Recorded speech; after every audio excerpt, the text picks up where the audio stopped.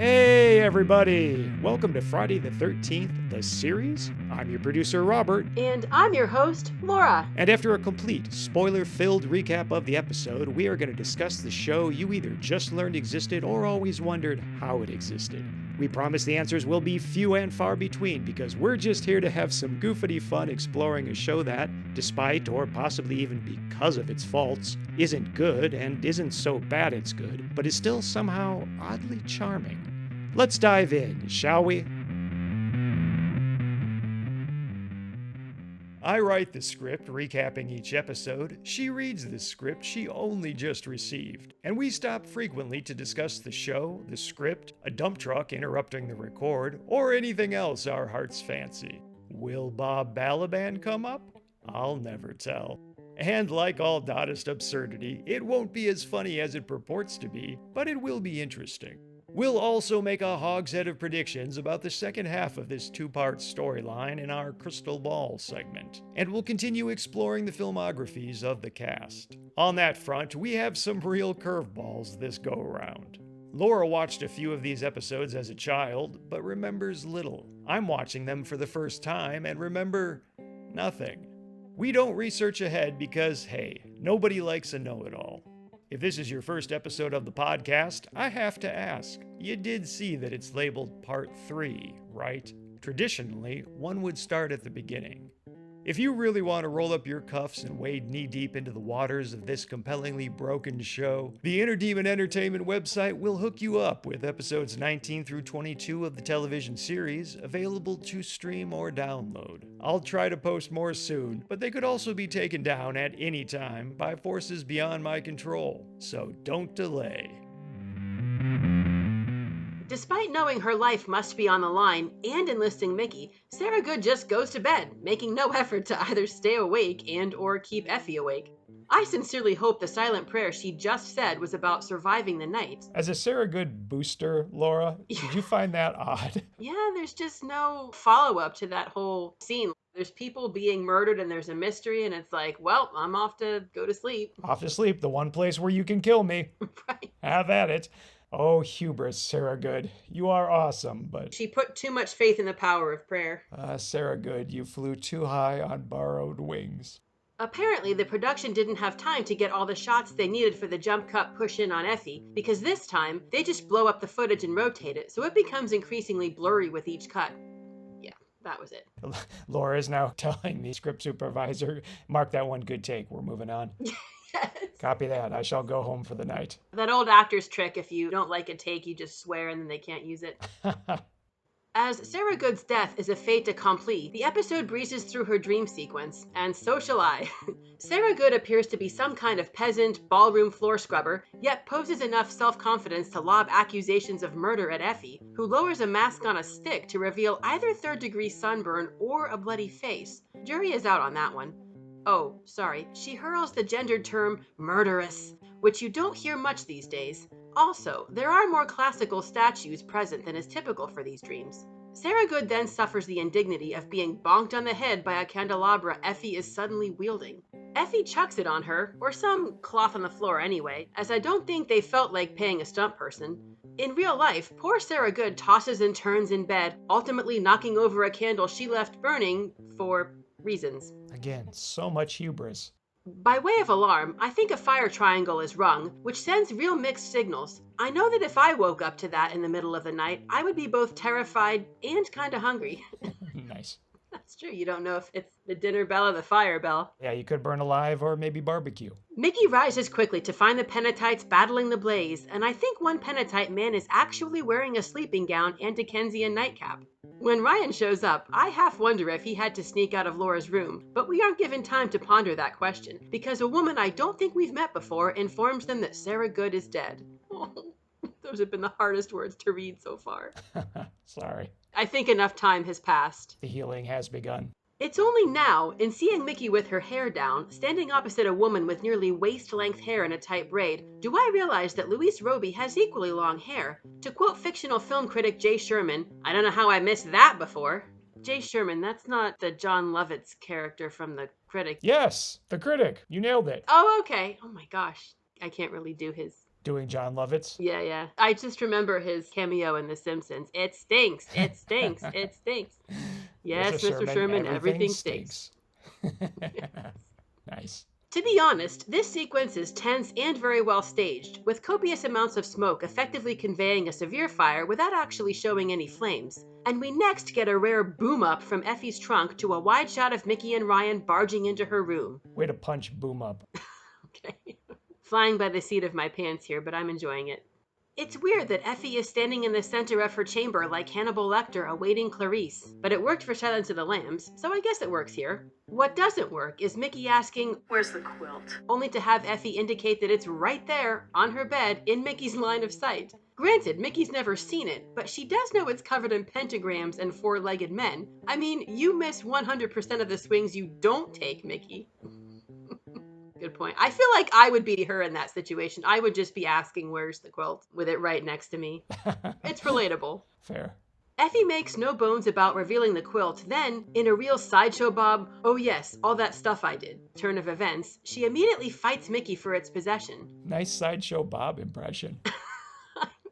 I didn't read it ahead, and I do remember that line where they're like, "Yeah, we still have to arrest you. Oh yes, all that stuff I did." I wouldn't have had you pegged as someone who could impersonate Kelsey Grammer, but you kind of nailed it. I've just been watching the second series of the new Frasier reboot. Oh, yeah. I watched the first season, and I absolutely loved it, and I guess I totally missed that there was a second season it's been a couple of years now that it's been out. So I'm making my way through it, and it's a lot of fun. It's just pure farce. It's glorious. I assume you watched the original run back in the day. Oh, yes. There's still moments of that I revisit when I need a good laugh. You know, I actually saw one episode recorded live. Oh, wow. Went to Paramount Studios and watched a recording once with a friend. Do you remember what episode it was? I believe it was the Oedipus Rex episode. I'll have to see if I can pick out your laugh in the audience. It's no Rich Evans, but it's up there. She immediately fights Mickey for its possession. It doesn't make any sense, but at least the camera keeps moving, trucking left into a 3-shot, then zooming into a medium of Effie cursing Mickey and Ryan. This whole scene is a single take and plays like Golden Age Hollywood and or Spielberg, so well done, Friday. In fact, the next scene also plays out in a single take. It's another winter burial, and, to mix it up, this one is a static crane shot. The image is great, but clashes tonally with Reverend Grange's hysterical ranting about God's injustice, especially since we can see him peacefully leading the funeral procession. And yeah, I guess wooden crosses instead of headstones is how the Pentattites do. That's the best I can do. Nice. Someone of a totally different age and race. I'm not gonna... No, that was great. Thank you. A very touching scene in which Ryan informs Mickey he isn't leaving with her is somewhat marred by Ryan wearing exactly what he had on for the Duel of the Fates the previous night, sans bloodstain. I guess he packed crazy light. Again, not the point of the scene, but I'm also distracted by Mickey mentioning she's leaving by train. You two didn't drive here in the Winchester Mobile?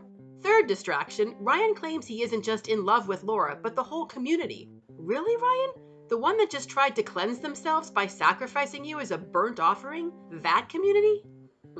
It's just so out of character for Ryan. The fact that this is a 2-parter, it just feels like we know he's probably going to do a 180. I don't know if I've ever been more curious to watch the next episode of Friday the 13th, the series, and that's saying something. There really hasn't been a 2-parter or any kind of continuing storyline in this way. So yeah, I'm with you on that. I can't wait to see the second part. I'm just really curious to see if that is a character turn for Ryan the Lion or if magic is actually at play. There's some love potion storyline working here that we haven't seen evidence of yet, but we'll learn about in the next half. See, that would make a very interesting twist, which leads me to believe probably not. Show leaves so much cash on the table. But hey, look at me, giving credit to the show for once. Yeah, I mean, it would be cool to learn that Laura's been the villain the whole time. Exactly. And there's something going on with Reverend Grange and embezzling money. Oh, yeah. There are some revelations to come. You hear that, podcast audience? Stay tuned. You had a note. I'm going to offer the far more pedantic producer's note that Mickey is also wearing the clothes she was wearing the previous day. But I will cut her some slack because they did make a point about how she needs to dress modestly. So maybe that is the only modest garment she had, and or maybe she's wearing the same thing every day, kind of like the Pentattites do. Not literally the same dress, but a matching dress. I don't know. I can absolutely see that she only has that one Chanel dress that she has to keep altering. Exactly. Thank you, Marge Simpson. But it was just odd that Ryan was wearing different clothes the previous day, changed for his fight, although the clothes he changed into weren't really any more apropos for a duel. And then he's wearing those clothes the next day. But she is too, so what do I know? I hear that, but also Mickey didn't just fight a duel. Like, I would think that Ryan's clothes might be singed or have blood on them or... Well, there's that issue too. Yeah, his sleeves should be covered in blood. Unless, again, he's wearing matching versions of the same thing day after day. Because it had a very clear, distinct blood stain on the forearm. Those penatites are just amazing at laundry. Ancient penatite secret, huh? Louise Roby turns in a deft, impassioned performance, proclaiming her reliance on Ryan to keep tracking down the cursed antiques, to which he replies, "You're strong. You don't need me anymore." I'm sorry, Friday. Is it your assertion that Ryan the Lion has been Mickey's rock this whole time? It always seemed to me more like his role was guilt-tripping her into sticking around when she wanted to have a real life with her fiancé, Lloyd. I mean it as a compliment when I say it's a bold choice having Mickey deliver her final line, "I'll miss you," with her back to Ryan just before rushing out. Unfortunately, I just wish the words, as a cousin, had been appended. Commercial break. What was I gonna... Do you have a note here about them being cousins? I slightly remember the ending of this, the idea that the quilt was a fake, and that did ring a slight bell from when I saw this earlier. And I just feel like I wasn't entirely sure what was going on. And I think I remembered being surprised when my brother explained that they were cousins. Oh, you mean they're not a love interest? I just remember that feeling of being confused, like, wait, what's going on? And they're tracking down antiques and they're related? And okay. Oh, and with good cause. We have two elders in this episode, Fraser and Florence. Elder Fraser is the man who questions Reverend Grange about the colony's finances during the meeting of the elders. Not that I would have ever made that connection based on the actor's IMDb profile picture. I'm guessing Elder Florence is the woman with the waist-length hair who informs Mickey and Ryan that Sarah Good is dead when the hall is on fire. They're both credited in the next episode, so they'll probably have more lines, and perhaps someone will address Elder Florence by name. Elder Fraser was played by David Lawrence Brown, and his career eschews many of the standard projects I see over and over again on the IMDb page of a Canadian actor. Although he's only in these two episodes of Friday the 13th, the series, episode 19 is actually his very first professional acting credit in film and television. He also appeared in Mission Impossible, Saved by the Bell, The New Class, 8 episodes of the TV version of My Life as a Dog, something I had no idea existed. He was in the Stephen King written TV movie Trucks, which, based on the trailer, makes Maximum Overdrive look like Citizen Kane. Back in 2000, he played a cop in X-Men. He was McCall in the Danny DeVito directed, Robin Williams, Edward Norton, Catherine Keener dark comedy Death to Smoochie. He played Dr. Esbit in Season 1, Episode 15 of Fargo, Tim Hazel in the first 3 episodes of the underappreciated horror series Channel Zero. He portrayed Sam Landers in 2019's The Grudge, Dr. Novotny in Orphan First Kill, which I think is a prequel to Orphan, which is just buck wild. He was a grocery store owner in Dark Harvest, a government agent in Bob Odenkirk's Nobody 2, and Dr. Walter Vili, V-I-L-I-E, in Bob Odenkirk's Normal, which, fun fact, also features Henry Winkler. He was Dean Sims in 2025's Silent Night, Deadly Night remake, and will play Chief Burroughs in Deadly Night 2, the sequel to the movie in which David Harbour plays a murdering Saint Nick. Unbelievably, that cast includes Kristen Bell, Joe Pantoliano, and Jared Harris. Also coming in 2026, a movie called November 1963. In addition to all that, he has 3 stunt credits for Hellbent, Trucks, and Crank. Given that he was probably in his 40s by the time he worked on Crank, I'm going to presume he was once again a stunt driver, even though he's only credited with that for Trucks. As for Elder Florence, she was portrayed by Araby Lockhart, and is only in this episode and the following one. However, she has credits dating back to the 50s, including some new mentions. For example, back in 1969, she was in an episode of The Saint. She played Mrs. Lassard, as in Commandant Lassard's wife, in Police Academy. She worked on Alfred Hitchcock Presents, our old favorite, my old favorite mention, Maniac Mansion. Newcomer to the list, PSI Factor, Chronicles of the Paranormal. She was Dorothy Sanderson in the excellent Philip Seymour Hoffman film Capote. And, late in her career, she appeared on 2 episodes of the John Doerr television show, a program I remember from that extremely brief window in which I believe comedian and television personality John Doerr was attempting the metaphoric tightrope walk over Niagara Falls from Canadian fame to American. Welcome to Crystal Ball, the segment where we gaze into the future and let time make fools of us all. I'll be honest with you, I'm a little bit embarrassed that for all the discussion we've had of this episode, we didn't talk about the fact that Ryan is choosing to just stay with the murderer. He knows Effie is killing people, but he just figures, hey, she doesn't have the quilt, so I'm good. Am I wrong that that is just a little bit wild? It was only in going back and preparing these questions did the thought finally occur to me, wait a minute, Ryan.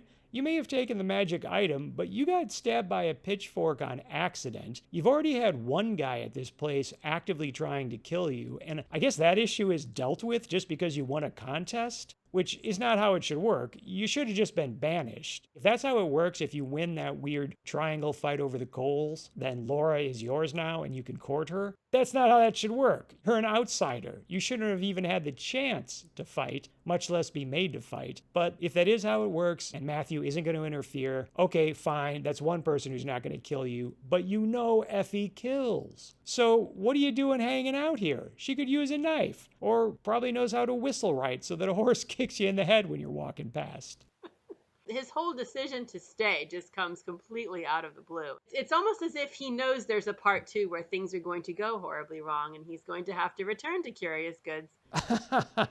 He's got meta knowledge. Again, not a crystal ball question, but don't you just feel a bit weird that it didn't even occur to you? The same way it didn't occur to me that the man is choosing to just stay with a murderess, just because she doesn't have her magical item anymore. He revealed to Effie that he knows she's a killer. She knows that about him. He knows that about her. And yet he's just sticking around thinking he'll be fine. She couldn't possibly find another way to kill a human being without that quilt. I didn't consider that. I was going to say maybe the Penatites would dispense justice, but they don't even know the real reason why they're there. No, the whole issue is dealt with a single line. When Mickey and Ryan are running out of there, Mickey says, but she killed people. And to paraphrase, Ryan says, explain to a jury that she was using a magic quilt to do it. That one line is supposed to hand wave away all of these issues, but at the end of the day, he's standing under a safe and she's sawing through the rope.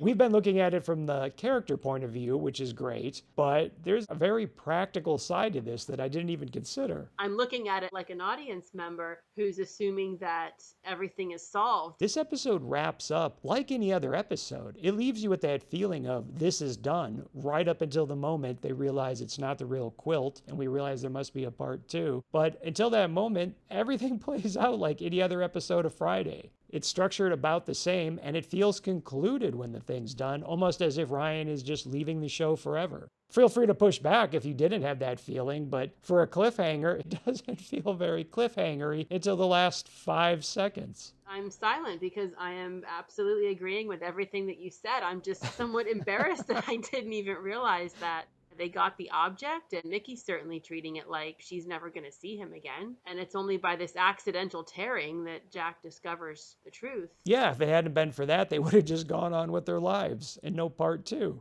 Just to toss more preamble onto this, there's the entire subplot of Reverend Grange and his financial shenanigans that they slip in so deftly you forget about it by the end of the episode. For example, the episode could have had a shot near the end where we see Reverend Grange taking out some hidden cash or signing a document or something to indicate that there's some financial shenanigans going on that will be resolved in part 2. But the way it ends, you're not even thinking about that. You almost have to go back through and rewatch it to even remember that happened in the middle of the episode. Makes you wonder whether or not the writers knew that there was going to be 2 parts. Well, but they had to be, Laura, because as I'll remind you, there weren't writers, there was one writer. It was the show's possibly first female writer, but there was only one of them. This wasn't even a case where the left hand didn't know what the right hand was doing. It was one person, Laura, which is kind of rare for this show. Right. This thing should shut like a submarine door. Maybe they just didn't get feedback Sometimes when you're writing, you get too close to a project and you think in your mind, because you know what's going on, that the audience is going to understand that, but that's not always the case. Maybe she was told it was only going to be one part. That's what you're going with? No, but that still doesn't explain the financial. I have no idea. Laura, are you sitting here in good faith suggesting that perhaps a Friday the 13th, the series script, only had one draft? I mean, it's possible. Maybe two. Well, to finally get on with it, we have a real opportunity here to make real fools of ourselves and get some immediate feedback. So let's do kind of a speed round. I've got 5 separate questions that I've set up with all of that discussion. Will Ryan confront Effie about being a murderess before he learns she still has the quilt? I'm going to say no. I think he's so besotted with Laura that he's just going to stay in that lane. And there's going to be that moment where Mickey bursts through the door and goes, "Wait!" and explains that it was fake. I agree completely. It's only going to be when Jack and or Mickey show up that he suddenly is back in the fight and decides he has to confront her to get the quilt back. But I think that one line sums up his whole position on this. If she doesn't have the quilt, then there's nothing else to be done here.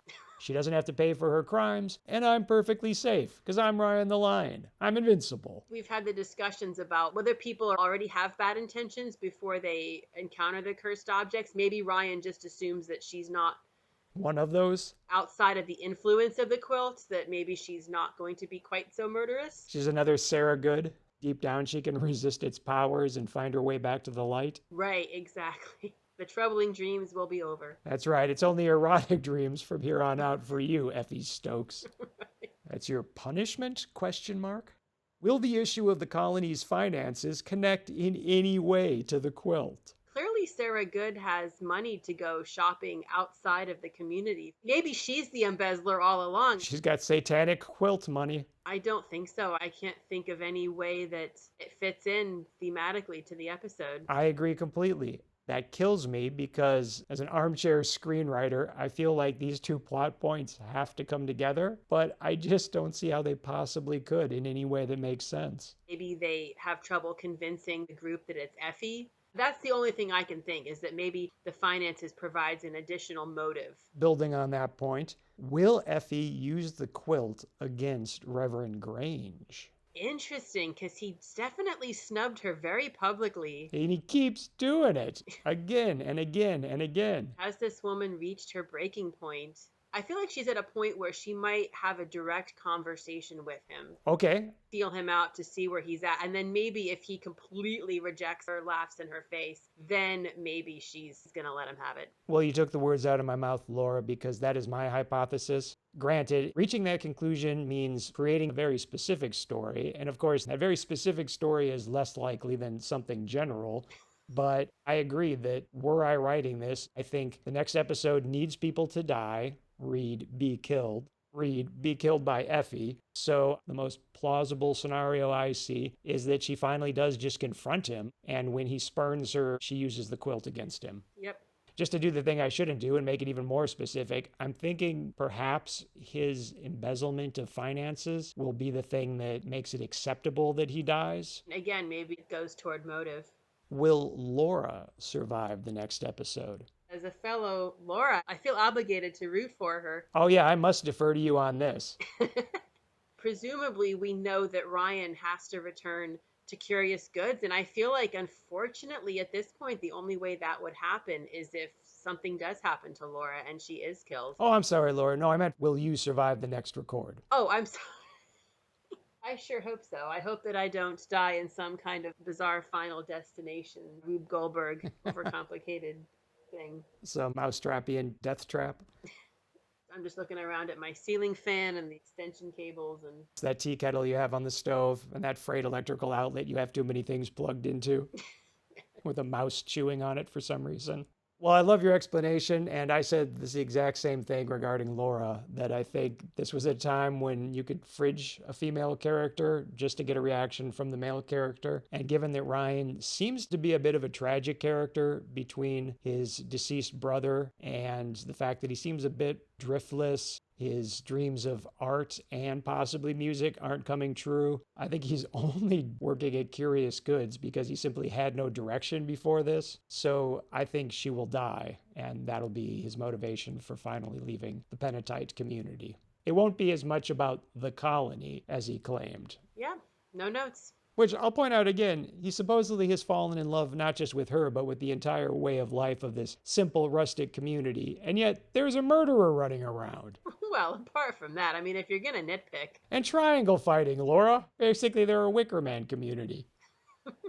He just really wants to go to bed early, I think, deep down.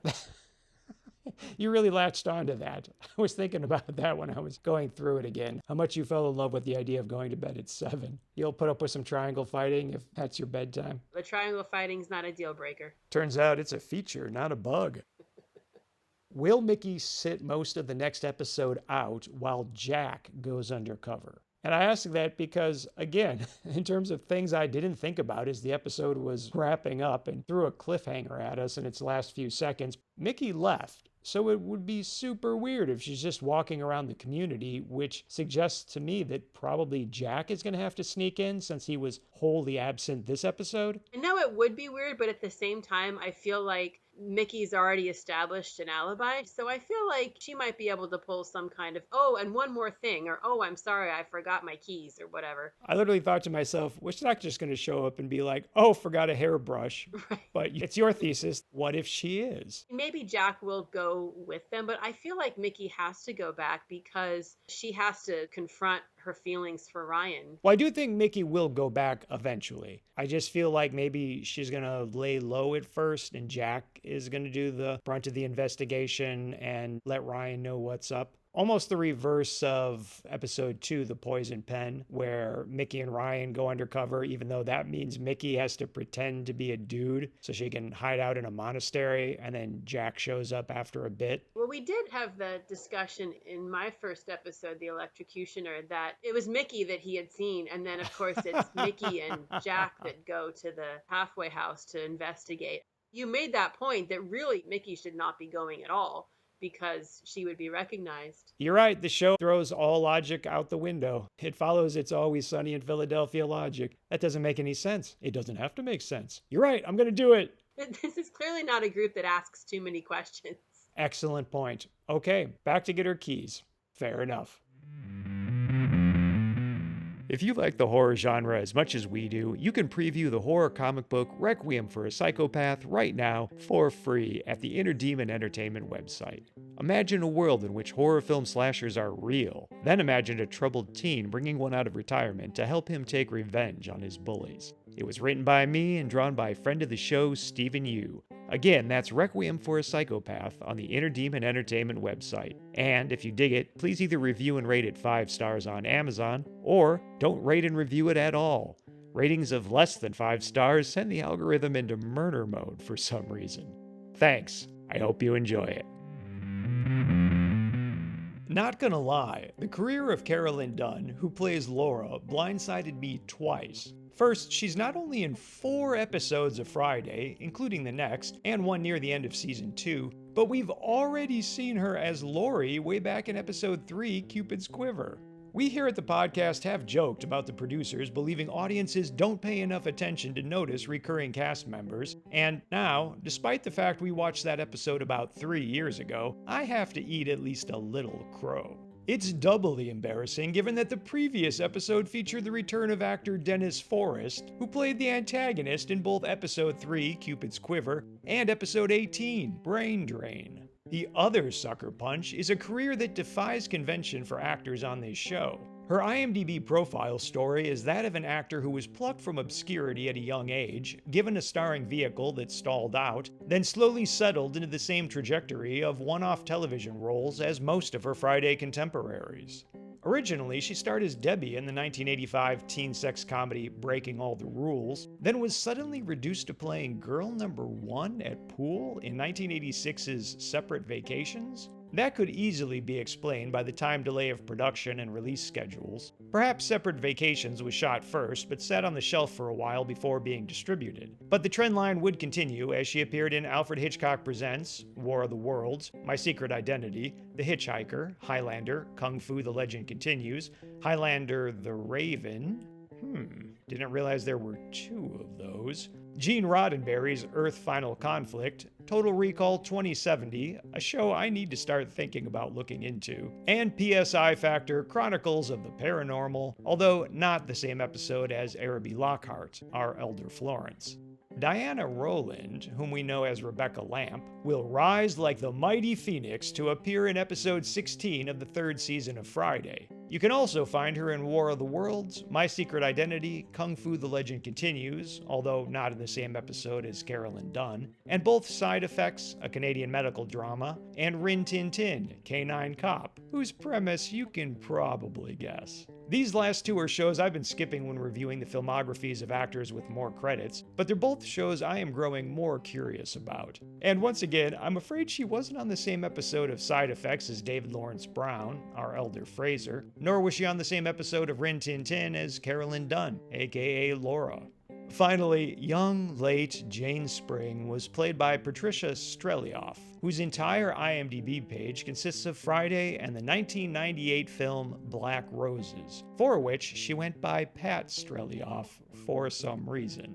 I didn't mention it at the time, but David Lawrence Brown was sometimes credited as David Brown. All this name changing among TV actors leads me to the hypothesis, if you don't strike it big as an actor right out of the gate, locking in the brand, there's going to be some experimentation with one's name over time. For what it's worth, Black Rose's premise is demons hypnotize the general public by posing as a rock and roll band. Not sure we needed that general in there. Also, if they're really playing, are they truly posing? Anyway, its poster is totally metal, and Vincent Pastore, God bless him, had a small role in it. In researching Helen Karskelen, the actress who played Sarah Good, did you by chance go to IMDb to look into her biography? Because that is far more interesting than her filmography, in my opinion. That was the first place I went. Did you happen to notice, though, it was an absolutely fascinating and detailed little biography, but then at the end it's credited to Anonymous, so I don't know how much stock we can put into it. Because when you watch this episode, Laura, did you think to yourself that obviously this elderly Pentatite woman was Chinese? Well, she said she was born in China, which is very different. Certainly, it says if her parents were missionaries, they could have been in China doing missionary work. She is absolutely of Western European stock. But to see that the very first thing in her biography is that she was born in 1916 in Chengdu, Sichuan, West China, which, subnote, I wasn't aware there was a West China now. Is this a West Virginia situation? A North Dakota? I confess that my ignorance, it's possible that at that time in history, maybe there was such a distinction. So, Kazakhstan? They probably just meant Western China. You had West Germany. Yes, this is West China, back in a time when Siam existed. As you pointed out, her parents were educational missionaries. Let's not read too much into that. I thought it was interesting that she claimed that she wanted to change careers every 10 years. She definitely seems like a bit of a rolling stone. She's also been nominated for a few awards. Nice. I thought it was interesting, too, that she came to acting professionally pretty late in life. There's just kind of a laid-back quality to people who come to it later in life. They don't seek fame. It's just something that they do for the love of it. And they don't have the financial pressure that they have to make it.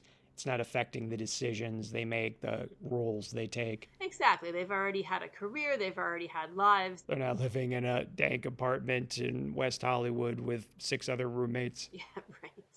In 1962, she held a conference on the status of women in Canada called Real World of Women. So a bit of a feminist, which doesn't surprise me. Yeah, I noticed she did some real good out there in the world. Nice to see. And I assume you noticed in her filmography that she was in an episode of The Littlest Hobo. Oh, not only did I notice that credit, but I discovered an Internet Archive website that has what appears to be every single episode of The Littlest Hobo available to watch for free. No fooling. For anyone out there, if you are able to donate to their upkeep, but I did actually watch her episode of The Littlest Hobo. You watched it? I popped my Littlest Hobo cherry, so to speak. With what episode? Wasn't it one from like season 5 or something? Not that you need a ton of context for that series.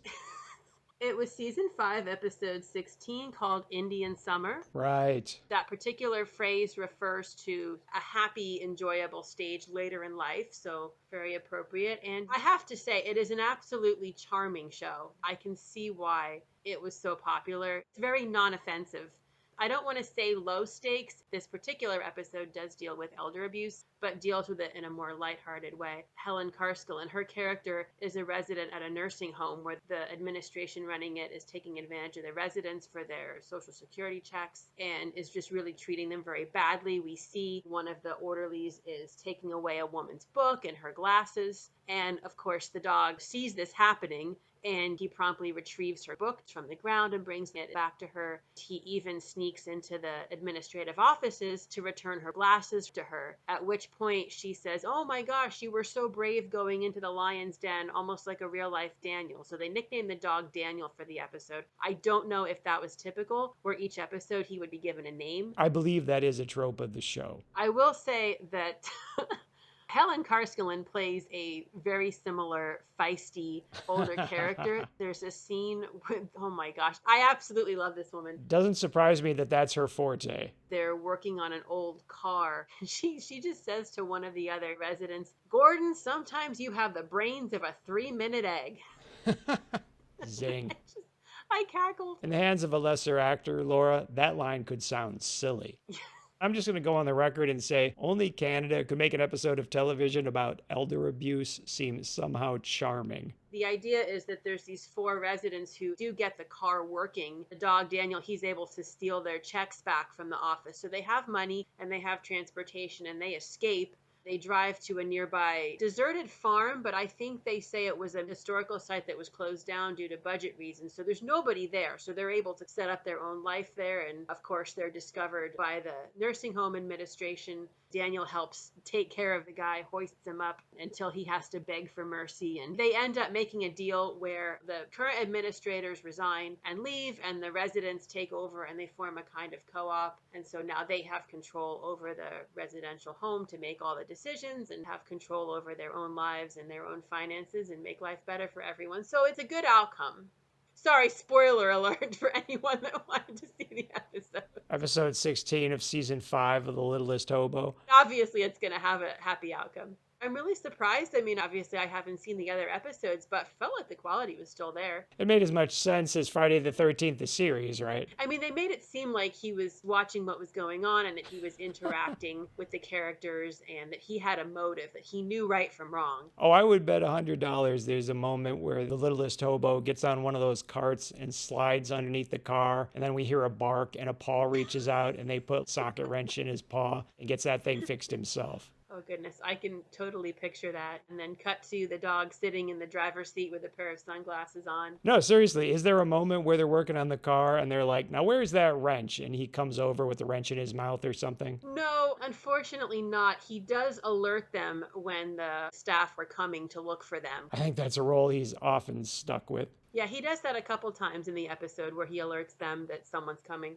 Helen Karskelen doesn't have a ton of credits on her filmography, but she's in something called The Edison Twins, which honestly I saw in the filmographies of a lot of actors on this episode, but I didn't mention them because they tended to have longer resumes. She was in the ubiquitous War of the Worlds we keep seeing over and over. She only has 1 credit on Friday, unfortunately. And then, interesting to me, she was in 1989's Parents, which was the first feature film directed by Bob Balaban, who is primarily an actor, but he's directed a lot of television. I get the impression, since I seem to be speculating on the careers of actors in this particular episode of the podcast, but I get the sense that he did a couple episodes of television, tried to make the move to film, made this very strange, dark comedy that's only 81 minutes long that stars Randy Quaid, in which a young kid in the 50s thinks his parents might actually be murderous cannibals. I certainly recall the poster. I don't think it probably did amazing box office, and perhaps that limited him to television for the rest of his directing career, but Lord knows he's a popular character actor.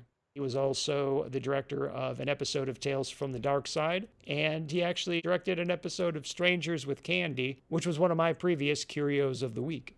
Little Bob Balaban history woven into this, but she played, I believe, a grandmother in Parents. I see Randy Quaid and Graham Jarvis, who I know from Mr. Mom, and Wayne Robson. I think he was in the Red Green Show. Oh my gosh, some Canadian actors. Tying it back to Canada. Now I'm wondering if Bob Balaban is Canadian. Easy enough to figure out, but I think I'll just enjoy the mystery. So I will now do the opposite of anything pertaining to national treasure Helen Karskelen, although I guess she would be Canada's national treasure, and bring up the fact that in her filmography, there's also a television show called Seeing Things that an awful lot of actors on this show seem to have worked on that I've never brought up, partly because I have absolutely no idea what it's about, but the image that goes with its listing on IMDb, it's just an image of a man, but that man looks a lot like the guy whose head explodes in Scanners. It eternally jumps out at me, and I think that every member of Friday the 13th was in Scanners. For a real double feature, watch this episode with National Treasure Helen Karskelen, and then watch Scanners.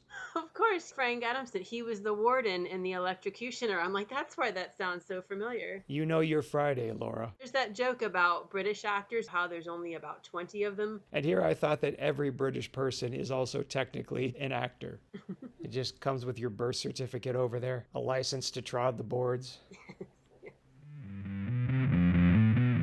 Mickey's Sad Girl Winter keeps plugging along after the break, with a horse statue in Curious Goods triggering a tearful recitation of that nursery rhyme from earlier, All the Pretty Little Horses. Jack is flabbergasted Ryan is staying and, in a very paternalistic grasp at a straw, speculates Ryan might Grow out of it? Mickey starts to say, "We got the quilt," but changes it to, I got the quilt. "Wow, already adapting to life without Ryan. Harsh."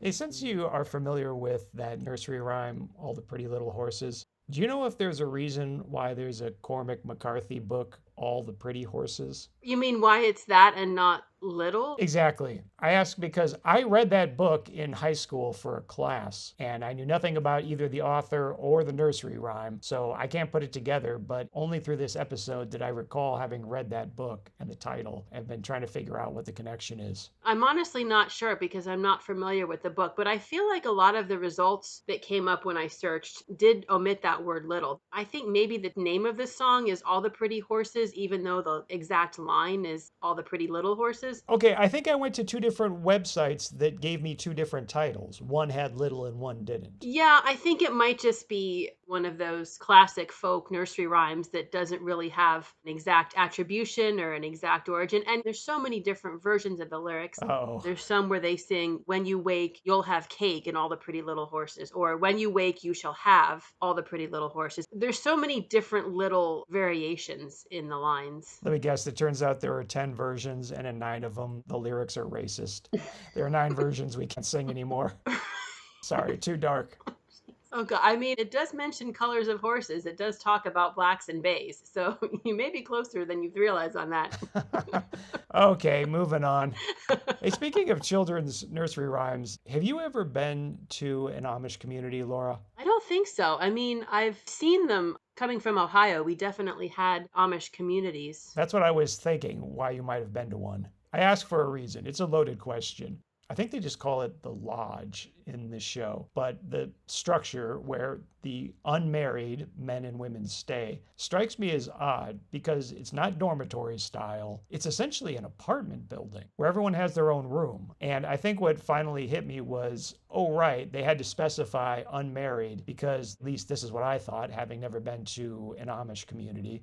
I just assumed it was a series of houses in which families live, which then finally had me realize, oh right, this community seems to have no children. That is odd. We don't see any children. I mean, I know that there's the practical aspects of children actors, especially since they're dealing with night shoots, and that probably raises more issues. That is precisely why we don't see any children. I don't know it, but I know it. That is the reason. Unless we learn something really dark about this community in the next half, that is the reason why there are no kids. But it's just odd. I just assume these Penatites would live in houses or cottages and not essentially an apartment complex. Would definitely be families and children running around. A schoolhouse. I think I mentioned earlier the episode of the X-Files called Genderbender, where they investigate a similar community like this. And that's actually one of the observations that Mulder makes, is that there's no children. And he also makes an observation that when he looked at some of the photographs that were hung up on the walls, even though he was told that these were from like 100 years ago, he swears he saw some of the same faces around the dinner table.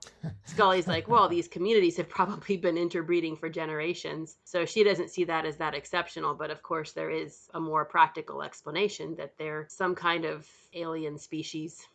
Interesting. I think here it's just purely practical, but I think that's interesting that in another show that was actually a plot point that the characters pointed out. I've always had a little bit more of a soft spot in my heart for the M. Night Shyamalan movie, The Village, than most people. And I think part of that is because early on, I found it very strange how secular the society seemed to be. There was no church, and I thought that was very odd. Of course, that makes not perfect sense, but is neatly explained. But at the time, I thought that was maybe a mistake. The fact that it got one over on me kind of actually endeared it to me. It's interesting when you notice things like that and you're not sure if it's a mistake, and then it does turn out to be relevant, is always fun. Well, that's why I like Friday the 13th, the series, so much, because occasionally it does that. I'm so used to naysaying, and then sometimes it proves me wrong, and I have to shut my fool mouth. Yes. This does mean that in part 2, we could learn that the tree branches are the villains. Oh, I like that. That would be a twist. That was another episode of the X-Files where we find out that it's the trees. Well, actually, it was a woman possessed by the spirit of her abusive father that was controlling the trees. I was about to say, speaking of M. Night Shyamalan, there was a The Happening episode of the X-Files, but your description is far less fun. I do have a memory of visiting what was probably an Amish community sometime in probably elementary school. I just remember going somewhere where there was a horse-drawn plow. We're back to horses again. I just remember being enamored with the 2 Belgian draft horses that were pulling the equipment. Just really beautiful. Wow, this episode has been a real stroll down memory lane for you, hasn't it? Are we going to unlock the time you remember your dad working as a flight attendant, explaining your fear of flying? Remember that episode of The Simpsons, Marge's fear of flying? I remember the episode. I remember the shot of her running back and forth. Let me out. Classic. I forgot the explanation for that. Doesn't matter. None of this matters. Jack now explains how the quilt works, which makes no sense at this point. You probably should have saved that recap for the beginning of the next episode. Speaking of, this one ends with Jack accidentally tearing the quilt, then intentionally setting a corner of it on fire because the real quilt is indestructible, you see. To spell it out to the home viewer watching while folding laundry, Mickey declares, It's a fake.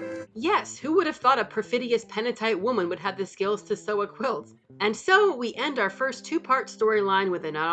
so close. One of those 2-letter words. And so we end our first 2-part storyline with an inaugural to be continued. ... Episode break.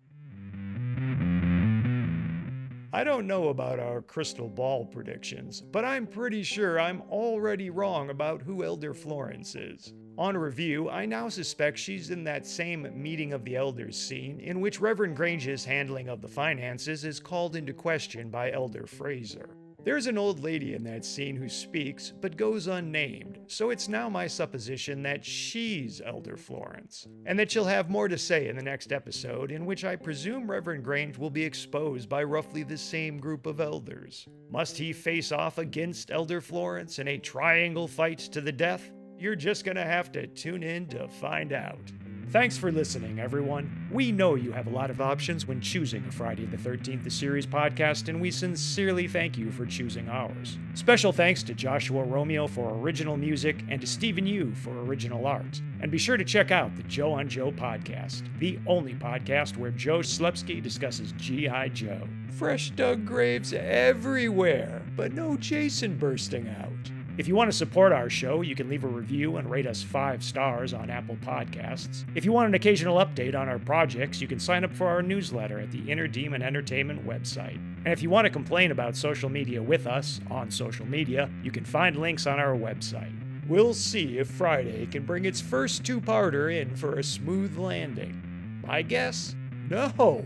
And always remember what Carl said to Frylock. It don't matter. None of this matters. Good night, everybody.